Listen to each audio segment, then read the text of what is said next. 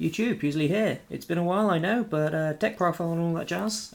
Dark World, because Dark World rule, and basically sort of kit out to take on Elemental Dragons a little bit better, because that's obviously a tough matchup. With Wysis San Mateo results just come out, 13 of the top 16 were Dragon World variants, so you've got to do something about it. So straight in there, you've got your standard 3 Grapha, and 3 Snow, and 3 Brow, you know how it goes. So, got those. Actually, all getting reprinted in the Legendary Collection 4 as well. I think Snow might be secret. I haven't actually seen one yet. But there's 1 silver, which I will explain. And there's 2 beige as well, which I'll also explain. And it's finally got a holo reprint. So badly want that. So you have those standards, well, not standard, but those basic ones. You've then got your 2 tour guide. It's good. You need to slow down the deck a bit more because it's lost card destruction.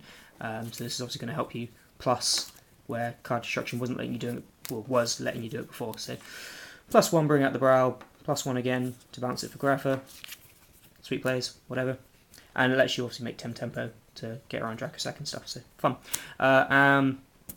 One of this guy, Trans Archfiend, because he has some pretty cool plays. Obviously losing the card destruction, you need more discard outlets to go back in. So this is one of them. He's also going to help recycle banished Dark Worlds as well, because the reason I'm running 2 beige and 1 silver is because I need a lot more monsters than I did before, which again I'll explain in a bit, but this is going to help get back more monsters to use other cards. It also has some pretty cute plays, discarding the beige to help you make a rank 4. They're both dark, so you can go to Key Beetle to protect your gates, so you can keep plussing every single turn, again making up for the loss of card destruction there. So there we go. That's all the monsters.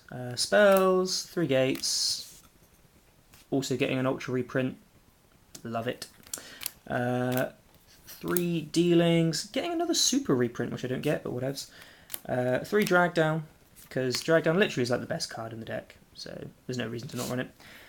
3 upstart goblin, because if you read a lot of articles at the moment, anything that draws a lot is doing really well. So you need to basically be able to hit one of your fewer discard outlets now, and you need to make the most out of these because you don't have the card destruction as a fail safe. Because obviously before you could turbo through. And even though card destruction was a one-off, you're fairly likely to hit it because of how much you draw. You do need to make up for that and make maximum use out of these. So Snow actually becomes even more important than it was before. So you've got your 1 Allure of Darkness because you've got your Tour Guide back in there and your Trans Archfiend. And again, you need to draw to hit a discard outlet because they're that much more important. And your standard Foolish Burial because Graph is so important. Reckless Greeds have come back in. I did cut them, I think, before, if I remember rightly. I was going a while without playing them, basically. But they're back in there just because Reckless Greed, obviously with all of its disadvantages, it's covered so well from the fact that if you've got a gates on the field, you don't care if you're missing a draw because you're getting your draw anyway from your gates. That's always been the theory behind it. And obviously flipping Reckless Greed puts you 1 turn ahead of where you would be. So part of the reason for a lot of the monster lineup is the double Dark Smog in the main. One of the things with Dark Smog is when you're playing it, you do need a lot of monsters because obviously banishing 1 per turn and not getting like draws and any benefit really yourself off of it, you run out your hand very quickly basically. And obviously against Elemental Dragons, you want to be able to do it multiple times. It's actually really good. So when they go sort of like Blaster in the Grave, effect a special summon, and you're like, no. And especially if they banish 2 other Elemental Dragons, they've used 3 effects that turn. You've basically bought yourself a turn with this. And obviously as it stays there, you just keep doing it and you keep recycling it. So it's really good. And obviously you have the same cute plays as you had before, discarding Graphas and things like just, pop stuff during their turn. So it's actually really good. 2 main deck Vanity's Emptiness, because basically everything has to main deck this at the moment is my sort of theory really. Although you have all this draw power and everything in here, the deck still really struggles to keep up with Elemental Dragons, and Big Eye's obviously always a pain for this deck, stealing Grapha that you've put work into digging out to get, and then they just steal it. And one of the big benefits with this is you can actually turn it off really easily. So with any of your draw cards basically, there's like a zillion in there, you can turn off your Vanity's Emptiness for when you want to go off. So that's nice. And then you round it off with some protection traps, because as I've said, you need to be able to hit discard outlet. So being able to stall for a little while to do that is really good. Sorry about the glare. I would actually play Sixth Sense in here as well, so if you're actually living under a rock in Yu-Gi-Oh! World and you haven't heard the Sixth Sense is being released, I would play that in here.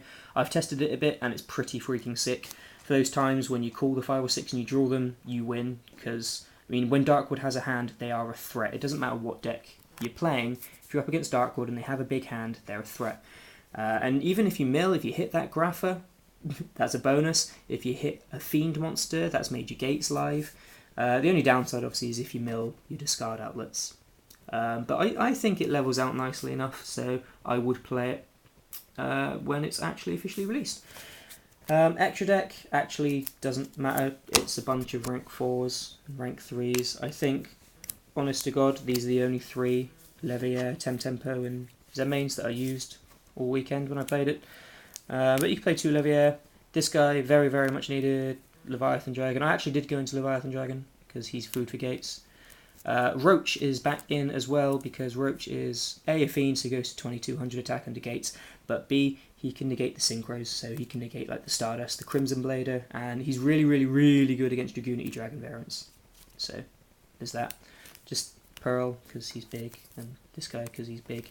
And this guy is actually the reason that Silver is in the main deck, because him plus Raven can make him.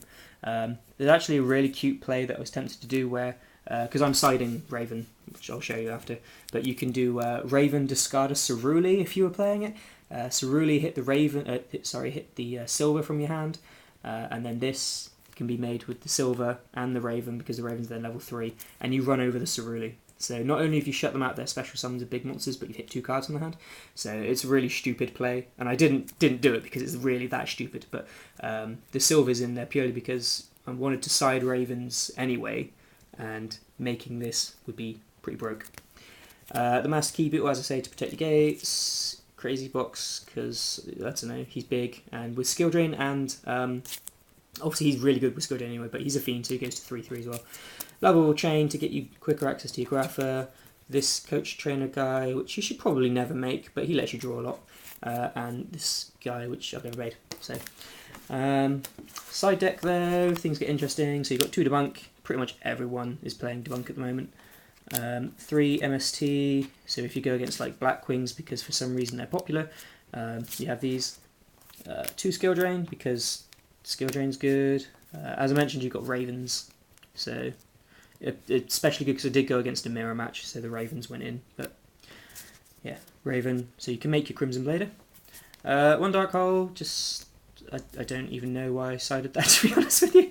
And then 3 Raikou, so you'd be able to take out things. So basically Raikou would go in for things like Evil Swarm, things like that. And then rounding off with 2 Deck Devastation Virus, because there's a guy at my locals who like to play Madolche. That's basically it. But there's no reason not to side it, so there you are. That is what I played. It's actually really fun. I recommend it. The really hard part though is like Vanities. It's an amazing card, but it's actually hard to play in this deck because pretty much any play that you want to do discards is revolving around Dual Power, so it turns this off. So knowing when to flip it and actually play it, and then knowing when you want to turn it off, it's not good. But yeah, there we are. There's Dark World. Thumbs up, guys.